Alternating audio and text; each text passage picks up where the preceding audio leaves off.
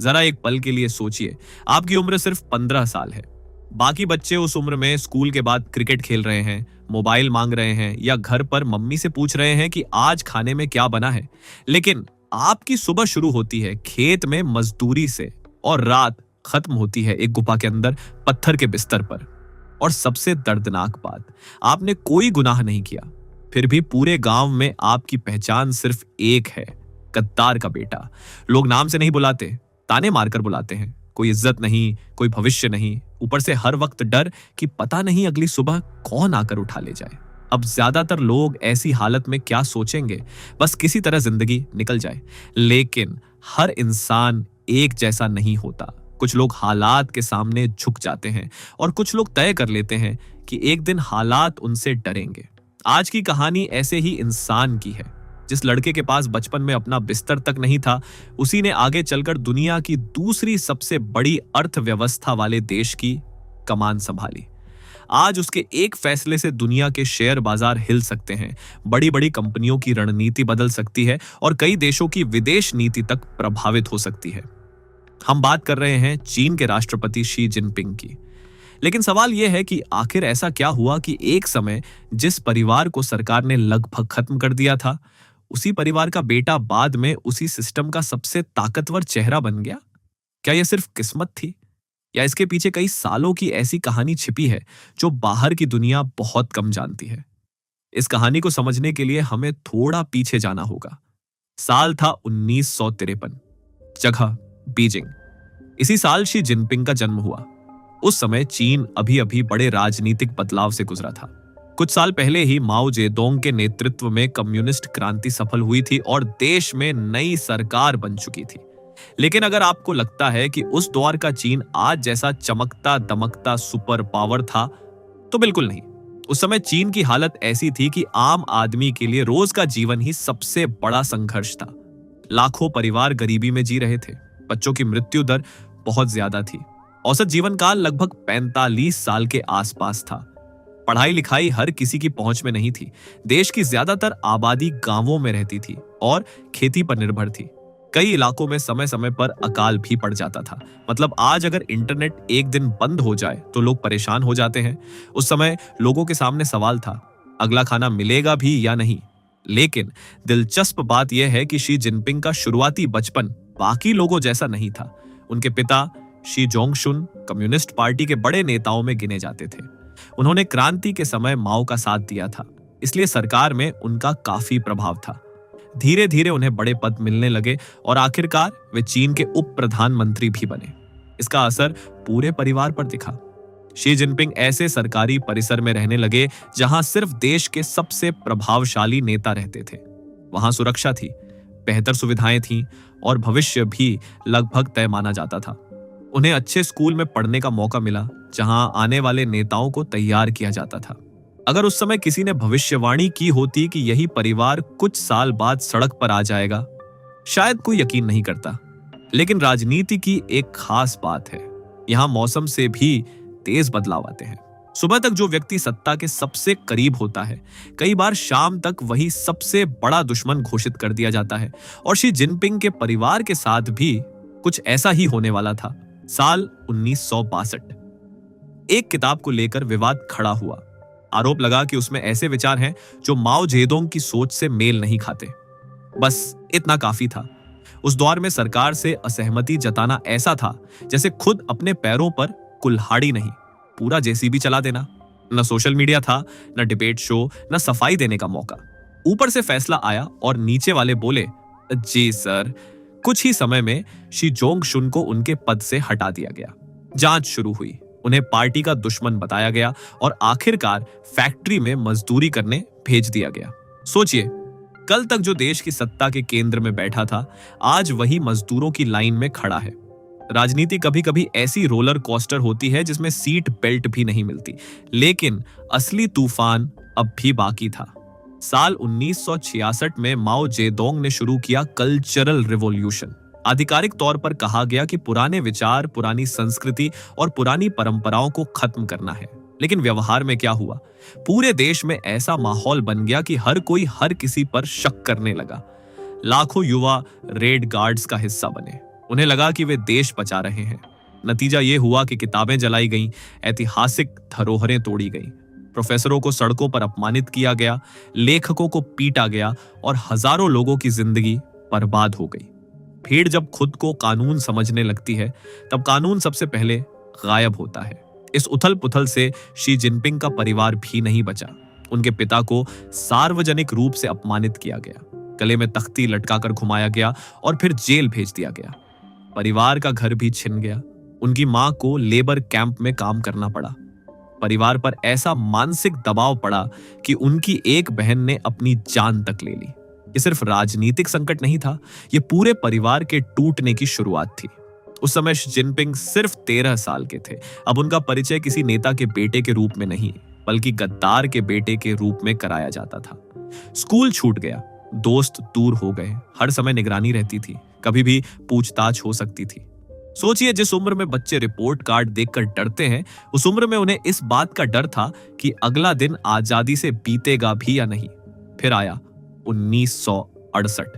माओ ने फैसला लिया कि शहरों के युवाओं को गांव भेजा जाएगा ताकि वे किसानों से जीवन सीख सकें। इस अभियान के तहत करोड़ों युवाओं को अलग अलग गांवों में भेजा गया। शी जिनपिंग भी उनमें शामिल थे। उन्हें 1969 में एक छोटे से गांव भेजा गया। वहां पहुंचने से पहले ही गांव वालों को बता दिया गया था कि यह लड़का एक ऐसे परिवार से आता है जिस पर सरकार भरोसा नहीं करती। यानी मैच शुरू होने से पहले ही स्कोरबोर्ड पर आपके खिलाफ रन जुड़ चुके थे। रहने के लिए उन्हें गुफा जैसी जगह मिली, सोने के लिए पत्थर का तख्ता, खाना साधारण, सुबह से शाम तक खेतों में काम, ऊपर से लोगों की तिरछी नजरें और ताने अलग। कहते हैं, इंसान की असली परीक्षा तब होती है जब उसके पास शिकायत करने की 1000 वजह हों, लेकिन वह फिर भी हार ना माने। शी जिनपिंग ने शुरुआत में वहां से भागने की कोशिश की, लेकिन पकड़े गए। उसके बाद निगरानी और बढ़ गई। यहीं पर उनके सामने 2 रास्ते थे, या तो हालात को अपनी किस्मत मान लें या इतना मजबूत बने कि एक दिन हालात उनके फैसलों पर चलें। यहीं से उनकी सोच बदलनी शुरू हुई। उन्होंने समझ लिया कि इस व्यवस्था में सिर्फ सही होना काफी नहीं है। सत्ता किसके हाथ में है, कई बार वही सबसे बड़ा सच बन जाती है। कई साल गांव में बिताने के बाद आखिरकार शी जिनपिंग की जिंदगी धीरे धीरे नई दिशा में बढ़ने लगी। लेकिन यहां एक बात समझना जरूरी है। अक्सर लोग सोचते हैं कि एक बार मुश्किल खत्म हुई, फिर सब कुछ आसान हो गया होगा। असलियत इससे बिल्कुल उलट थी। शी जिनपिंग जानते थे कि अगर उन्हें दोबारा ऊपर उठना है तो उसी सिस्टम के अंदर जगह बनानी होगी जिसने कभी उनके परिवार को बर्बाद कर दिया था। सुनने में अजीब लगता है, लेकिन राजनीति में कई बार सबसे बड़ी लड़ाई सिस्टम को बाहर से हराने की नहीं, उसके अंदर जाकर उसे अपने हिसाब से चलाने की होती है। इसी सोच के साथ उन्होंने कम्युनिस्ट पार्टी की सदस्यता के लिए आवेदन करना शुरू किया।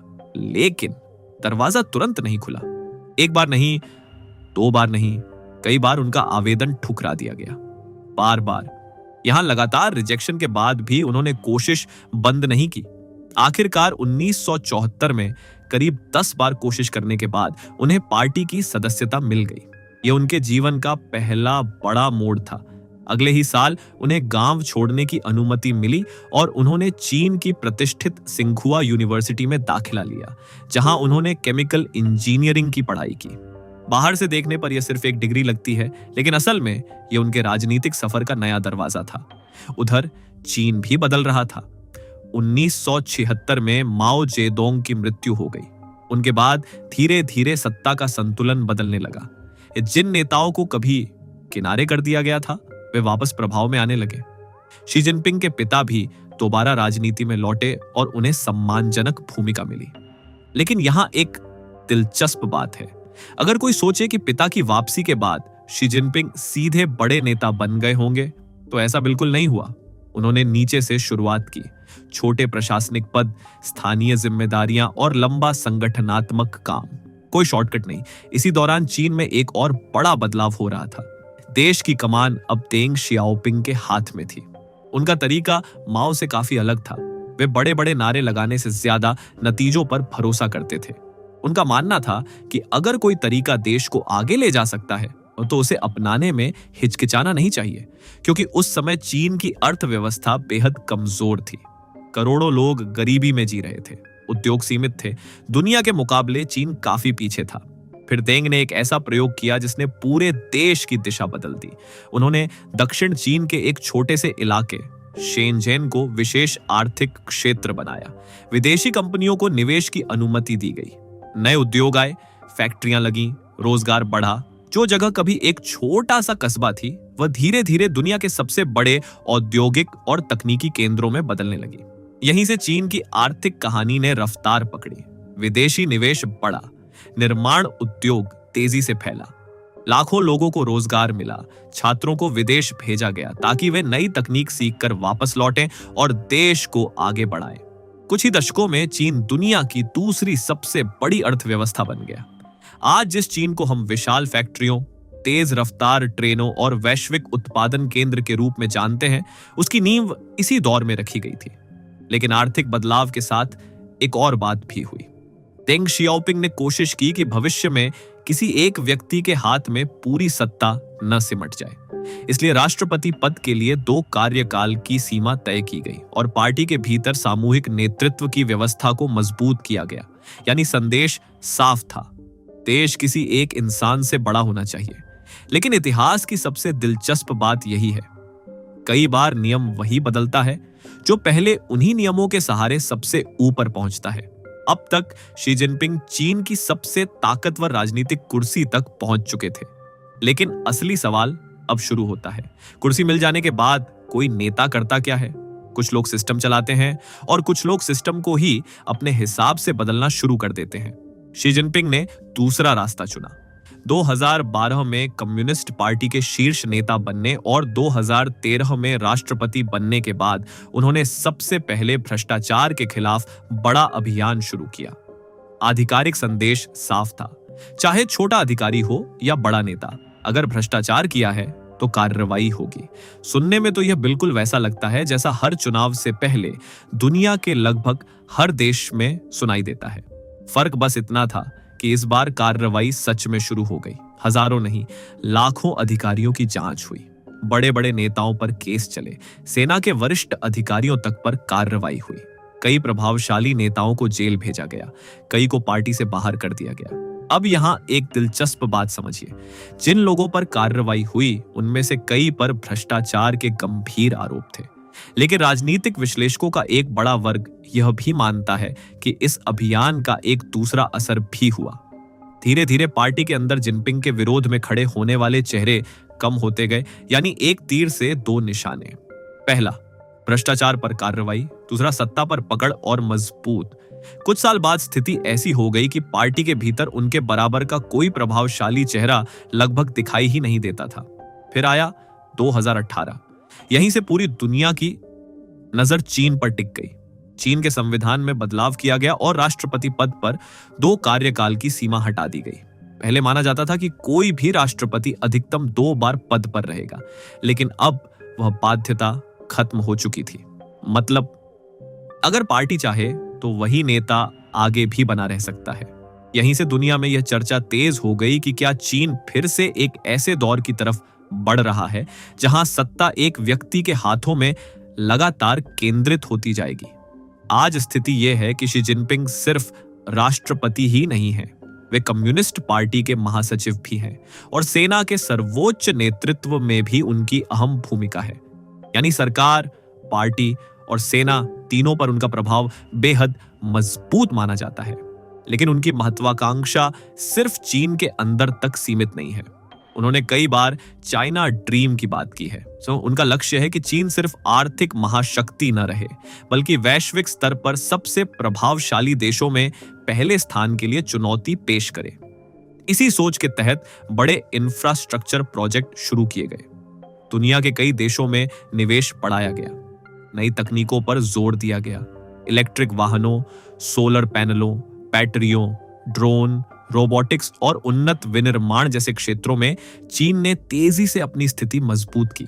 लेकिन हर कहानी का दूसरा पहलू भी होता है। हाल के वर्षों में चीन की अर्थव्यवस्था पहले जैसी रफ्तार से नहीं बढ़ रही। रियल एस्टेट सेक्टर दबाव में है, युवाओं में बेरोजगारी चिंता का विषय बनी हुई है, जनसंख्या वृद्धि भी धीमी पड़ चुकी है। इसके साथ ही ताइवान का मुद्दा लगातार अंतरराष्ट्रीय राजनीति का सबसे संवेदनशील विषय बना हुआ है। शी जिनपिंग कई बार कह चुके हैं कि वे ताइवान को चीन का हिस्सा मानते हैं, जबकि ताइवान की अपनी अलग राजनीतिक व्यवस्था है। यही कारण है कि इस मुद्दे पर अमेरिका और चीन के बीच तनाव समय समय पर बढ़ता रहता है। इतिहास हमें एक बात बार बार सिखाता है, बहुत ज्यादा ताकत किसी नेता को बेहद प्रभावशाली बना सकती है, लेकिन वही ताकत गलत फैसलों की कीमत भी कई गुना बढ़ा देती है। जब आसपास सिर्फ जी सर कहने वाले लोग बचते हैं, तब सही सलाह देने वाले लोग धीरे धीरे गायब हो जाते हैं। तो आखिर शी जिनपिंग इतिहास में किस रूप में याद किए जाएंगे? एक ऐसे नेता के रूप में जिसने चीन को नई ऊंचाइयों तक पहुंचाया, या एक ऐसे शासक के रूप में जिसकी बढ़ती शक्ति भविष्य में नई चुनौतियां लेकर आई? इस सवाल का जवाब अभी इतिहास लिख रहा है। आने वाले साल तय करेंगे कि शी जिनपिंग का नाम दुनिया के सबसे सफल नेताओं की सूची में दर्ज होगा, या उन नेताओं में जिनकी सबसे बड़ी ताकत ही उनकी सबसे बड़ी कमजोरी बन गई।